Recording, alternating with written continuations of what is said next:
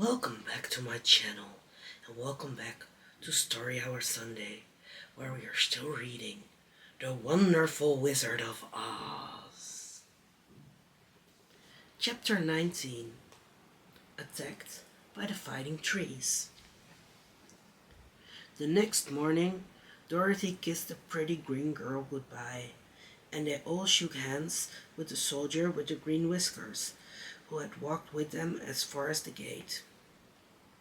When the guardian of the gate saw them again, he wondered greatly that they could leave the beautiful city to get into new trouble.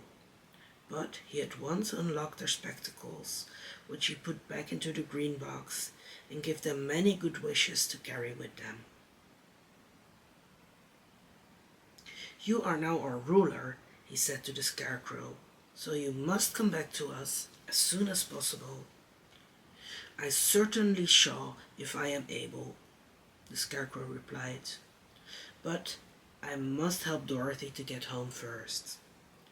As Dorothy bade the good-natured guardian a last farewell, she said, "I have been very kindly treated in your lovely city, and everyone has been good to me.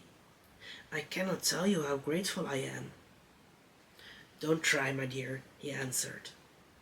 "We should like to keep you with us, but if it is your wish to return to Kansas, I hope you will find a way."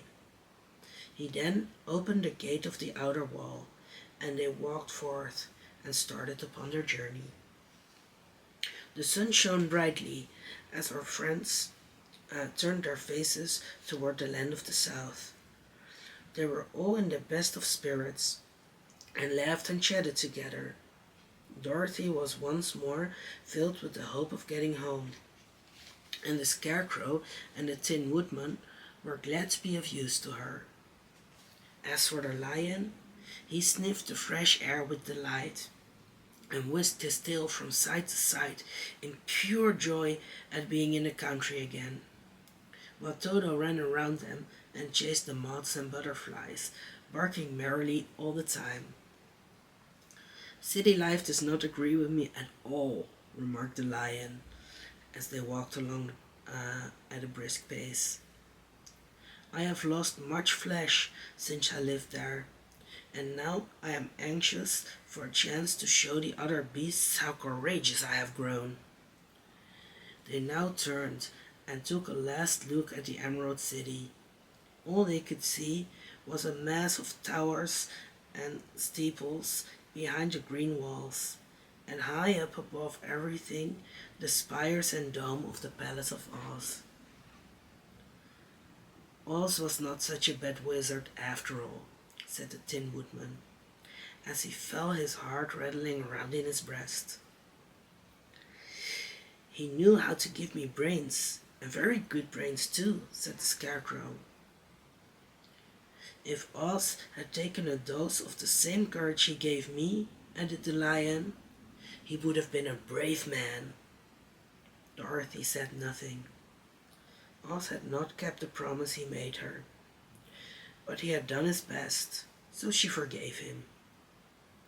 As she said, he was a good man, even if he was a bad wizard, as he said.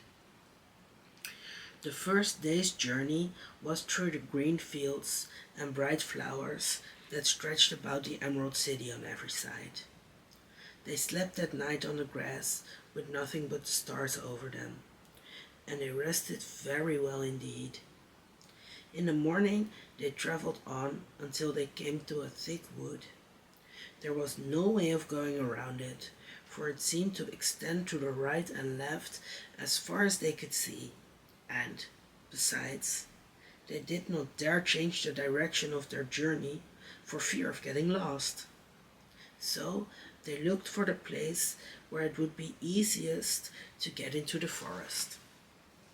The Scarecrow, who was in the lead, finally discovered a big tree with such wide-spreading branches that there was room for the party to pass underneath.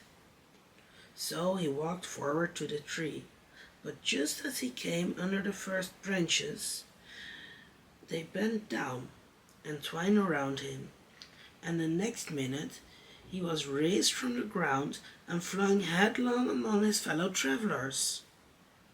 This did not hurt the Scarecrow, but it surprised him, and he looked rather dizzy when Dorothy picked him up. "Here is another space between the trees," called the Lion. "Let me try it first," said the Scarecrow, "for it doesn't hurt me to get thrown about."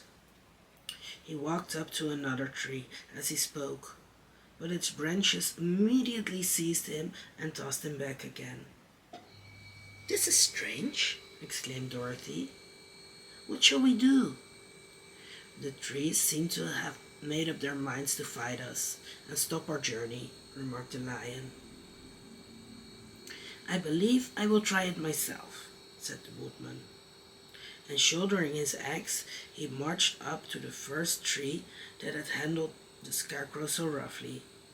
When a big branch bent down to seize him, the Woodman chopped at it so fiercely that he cut it in two.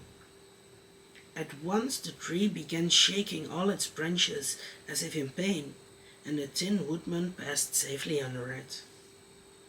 "Come on," he shouted to the others, "be quick." They all ran forward and passed under the tree without injury, except Toto, who was caught by a small branch and shaken until he howled. But the Woodman promptly chopped off the branch and set the little dog free. The other trees of the forest did nothing to keep them back, so they made up their minds that only the first row of trees could bend down their branches, and that probably these were the policemen of the forest, and given this wonderful power in order to keep strangers out of it. The four travelers walked with ease through the trees until they came to the farther edge of the woods. Then, to their surprise, they found before them a high wall which seemed to be made of white china. It was smooth, like the surface of a dish, and higher than their heads. What shall we do?" asked Dorothy. "I will make a ladder," said the Tin Woodman, "for we certainly must climb over the wall." Thank you for watching, and thank you for listening. Make sure to come back next week for the following chapters of The Wonderful Wizard of Oz. I post Story Hour Sunday videos every Sunday at 8 p.m. Central European Time. Other long videos every Thursday 8 p.m. Central European Time.